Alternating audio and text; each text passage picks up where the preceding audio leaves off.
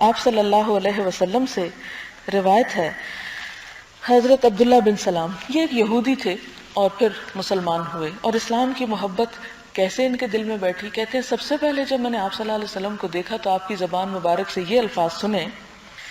کہ میں نے حضور صلی اللہ علیہ وسلم کو یہ فرماتے سنا، اے لوگو،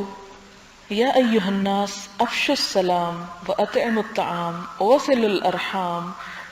وصلوا والناس نیام تدخلوا الجنۃ بسلام، کہ لوگوں سلام کو عام کرو، مسکینوں کو کھانا کھلاؤ، صلہ رحمی اختیار کرو اور نماز پڑھو جبکہ لوگ سو رہے ہوں، تم سلامتی کے ساتھ جنت میں داخل ہو جاؤ گے۔ یعنی بغیر کسی خوف کے، یوں جیسے انسان اپنے گھر میں امن سے داخل ہوتا ہے، آخرت میں بھی جنت میں ایسے ہی آرام سے چلا جائے گا۔ لیکن اس کے لیے یہ 4 کام کرنے کی ضرورت ہے کہ سلام کو عام، یعنی ہر ایک کو سلام کرے، چاہے کسی کا منہ بنا ہوا ہے، کوئی جواب دینے کے موڈ میں ہے یا نہیں، انسان دل پہ پتھر رکھ کے کر دے اور پھر نتیجے کا انتظار نہ کرے، اور یہ نہ سوچے کہ دوسرے نے رسپانس ہی نہیں دیا اور آئندہ تو میری توبہ کہ میں کبھی اسے سلام کروں، کہ نہیں، کرتا چلا جائے۔ اور یہی نفس پہ جبر کر کے جب انسان کوئی نیکی کرتا ہے، وہ ایک روایت میں آتا ہے کہ سب سے زیادہ اجر ہی اس کام کا ہے جس پر مشکل زیادہ ہوتی ہے، یعنی جس تکلیف جتنا ہے۔ اور جہاد کا کانسیپٹ یہ ہے کہ جتنی انسان اس میں دکھ اٹھاتا ہے اتنا ہی اس کا صلہ پاتا ہے۔ پھر اس کے بعد دوسری چیز یہ کہ مسکینوں کو کھانا کھلاؤ، یعنی جو بھی ضرورت۔ یہاں پر یہ مسکینوں کا لفظ بریکٹ میں انہوں نے لکھا ہوا، حدیث کے اصل الفاظ میں مسکین کوئی نہیں ہے،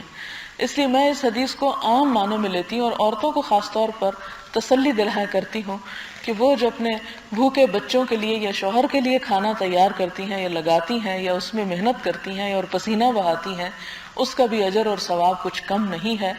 اور اگر کہیں باہر وہ کھلانے کے لیے نہیں بھی جا رہی غریبوں کی بستی میں، تو گھر میں جو بچے ہیں وہ بھی ضرورت مند ہیں اور ان کو کھلانا بھی اجر و ثواب کا کام ہے۔ اور اسی طرح مہمانوں کو، رشتہ داروں کو اور ضرورت مندوں کو، تو جس کو بھی کھلاؤ، اطعموا الطعام سمپل لفظ ہے کہ کھانا کھلاؤ، اس میں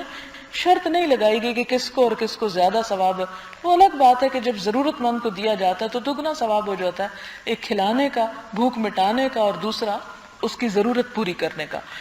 اور پھر اسی طرح صلہ رحمی اختیار کرو کہ رشتہ دار اگر تمہارے ساتھ اچھا سلوک نہیں بھی کرتے تو تم اپنی طرف سے اچھا کرتے رہو۔ تم اپنے سلوک کو یہ مت سوچو کہ وہ مجھ سے اچھا کریں گے تو میں ان سے اچھا کروں گا، نہیں کریں گے تو نہیں۔ جس طرح انسان دوستوں کی خاطر، بعض اور رشتوں کی خاطر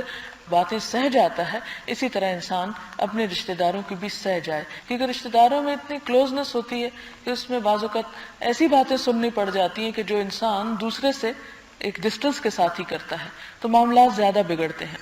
اور نماز پڑھو جبکہ لوگ سو رہے ہوں، یعنی تہجد کی طرف اشارہ ہے، فرمایا یہ صفات جس میں آ گئیں وہ بے خوف ہو گیا۔